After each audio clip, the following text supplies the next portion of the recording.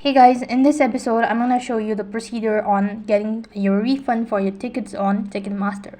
So to get a refund for your tickets on Ticketmaster, you'll have to follow this step before you book a ticket, whether they have a refund policy or not.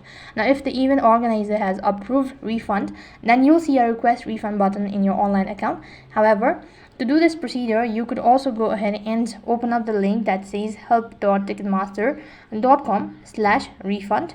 I'll make sure to drop the link as well on my description box below, or else you could also directly do this from the page or the order section on your home page or on the dashboard itself. When you tap on the link, it's going to open up the refund and exchange section. Go ahead and read the article, or else you could also see there is this option as if the event organizer approved refund. You'll see a request button in your online account, so you can just directly press on the online account and then log in into your account, and here you should be able to find this option as refund for my tickets. However, if there is no such feature or there's no such information, then you'll not be able to get a refund for your tickets. So that's basically how you can get a refund for your tickets on Ticketmaster. That is all for this video. I hope the video was helpful. Make sure to like, share and subscribe to our channel. Thank you for watching. See you in the next video.